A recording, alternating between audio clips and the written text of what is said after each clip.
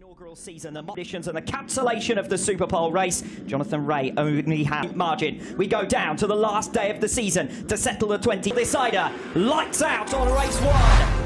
Not a good start at all from Scott Redding. Ray's away, superb covering to the inside line. Toprak pushed back to third. It's Rea who leads early on. Gerloff loses the fourth. Gerloff a little tentative. Bassani comes through as well. Bautista also making progress. Ronaldo all the way up from 14th on the grid to 7th position just in the early stages. Toprak finding his feet in Scott Redding between himself and Razgatlioglu, but not for much longer. Redding tipping in there a little late and Toprak gets through. Round Toprak got off the line a little bit slowly. He's come up to speed pretty quickly here on lap one, though up into second. Scott Redding though on the switchback will have the inside line as they make their way off turns 13 and 14 up towards the championship. Toprak only needs second place in order to seal this title, but he's not one for who don't collect the back of him. Rea holds firm, less than a tenth of a second between them though at the end of lap number one. Yeah, Toprak's looking pretty big crash. That could be Koenig at the start of the lap. Very spectacularly indeed, and these conditions, and that's exactly what Toprak Razgatlioglu is trying to do here, hassling and harrying Jonathan Rea into a bit more confidence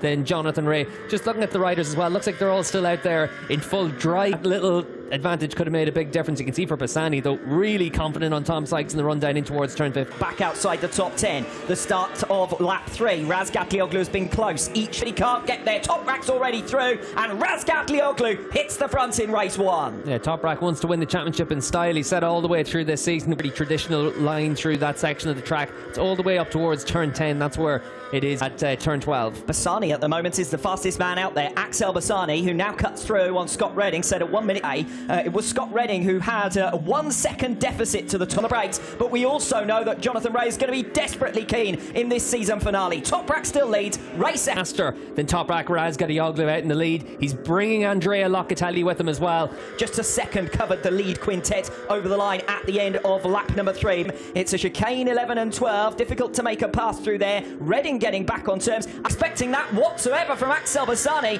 and this is dreamland now for Razgatlioglu. Yeah, Toprak out in front, and the mark on the number 60 machine, the orange helmet at the back of this group. He's dropped Andrea Locatelli. So Razgatlioglu and Rea for the first time. Toprak went on to suffer a mechanical. Toprak the race leader, Redding still with them. Sykes half a second behind that lead quartet. A bit of a gap open right there with Bautista. Only a matter of time before Davis on the number 7 gets through. And here goes Axel Bassani on Toprak Razgatlioglu. Podium finished his name. Remember back to those damp conditions in the Catalunya round earlier on in this season. Aggression as he fights his way through on Toprak Razgatlioglu for second position through turns back in this race so far. We're only a quarter of the way through and Rea now wants to hit the front on Razgatlioglu. Bassani working wonders for the current race leader, the new race leader. Yeah, we've said all the way through this weekend, it looks like in the dry conditions, Toprak would have had a few Yamahas up there with Bassani there, because he knows second place behind Jonathan Rea is enough to clinch the championship. Coming off that 10th turn and towards turn 11 he does. Rea had the better pickup. Razgatlioglu was aggressive back of him, half a second between the four of them at the end of the previous lap,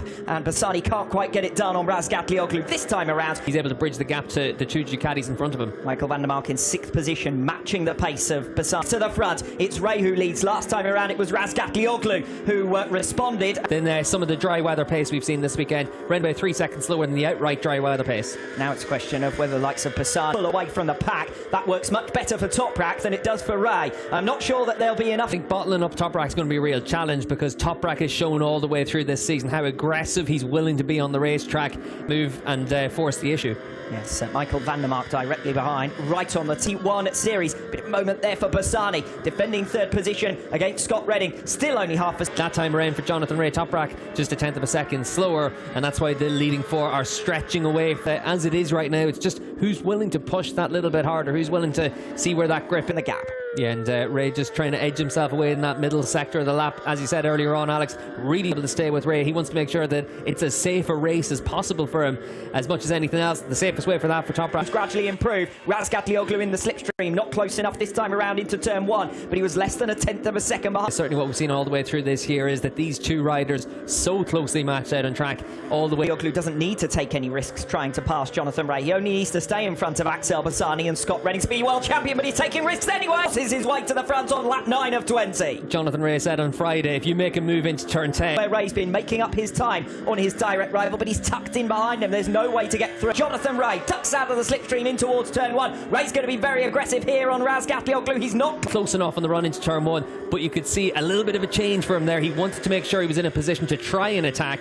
And Toprak Razgatlioglu, the race leader. And all the while, these two are going to have to watch out for Scott Redding, who's closing in on them. New 5.9 for Razgatlioglu and a 1:36.28 for Jonathan Ray. He's left beside. Ray makes his pass. I said he's been strong through this final sector all race long. Razgatlioglu a little bit wide. They make moves like that. Toprak into turn 1 though. Turn 1 of lap 11. Razgatlioglu now will respond. Ladies and gentlemen, hasn't put a foot wrong out in the racetrack. He's racing this title deciding weekend the same way. Redding as well, closing in and spoiling for a fight. Ray goes to the outside of Razgatlioglu. Redding here with an opportunity to mix it. Will be comfortably enough. Second place would also be good enough. The best way Jonathan Ray can stop Toprak Razgatlioglu. Very strong. Toprak's learned a bit of a lesson though on the previous couple of laps. And here goes Redding. Scott Redding down the end. He's generally been making progress on Razgatlioglu, and suddenly Toprak is able to make a bit of a gap. Tight operating window. It's the fastest bike out in the racetrack, and right now Scott does look like he's got a lot more position. So this would be big progress for Bassani, who stands to make up 10 of the 14. Open the gas a little bit earlier, so he exits the corner very well. But you can see for Scott Redding, he's opened that gap to Jonathan Ray. Wide, very wide for Toprak Razgatlioglu. He's off the circuit altogether to show you the perils of a drying circuit. It's not fully dry just yet. Redding over the line for a new 5. But Ray will have seen that mistake for Toprak. That would have given him a lot more confidence to try and push on. Wake up call. We've got the Yamaha pit box just underneath our commentary box here, and certainly that would have given them a few increases. So Ray is going to push as hard as he can here to chase down and pass Scott Redding. Yeah, and you can see on this lap, he's got his tail up. He knows that he's got the opportunity to win this race. Put a bit of pressure on Toprak. Now the gap to Scott Redding behind Toprak Razgatlioglu has consolidated, has stabilised his pace. About that, Ray, as has customarily been the case during this race 1, has got the better Ray on this lap so far. New personal best sectors coming in from Toprak Razgatlioglu. We know that it is going to be a situation where Toprak will be the man who... He's got to get through on Scott Redding. We saw him get really close in the run down in towards turn 10 last time around. He'll also know that he's at 1.2 seconds down on Toprak Razgatlioglu, despite the fact that he too is putting in personal... For Scott Redding through 4 and 5. And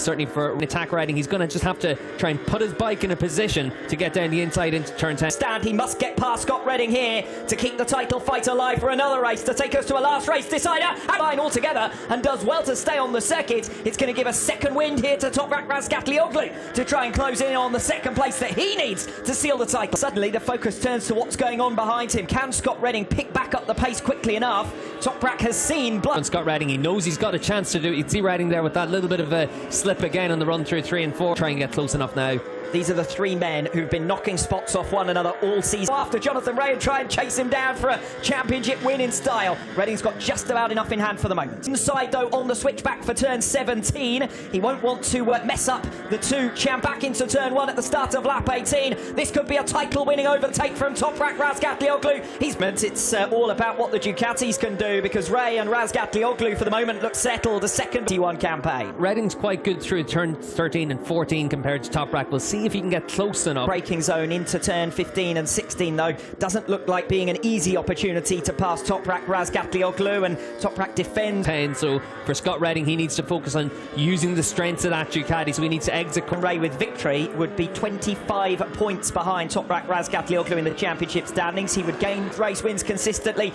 He's had a little bit of an extra edge today, capitalising on a couple of wayward moments, nervous moments for Razgatlioglu. Yeah, top right, chap. 2 laps from the end, and the race is finally beginning to settle down, although you'd have to say Razgatlioglu 1:34.288. He's half the gap to Ray. It's only 6/10 ahead of this final lap. He's going after the... At some point in this lap, he might feel that it's a bridge too far to be able to close up on Ray. I think that points up a victory in what is the penultimate race of this 2021 campaign. It's going to be a first victory since race exactly where he sits. It's been far from a percentages game though from Razgatlioglu. It's been a race that has seen him backwards and forwards through the order.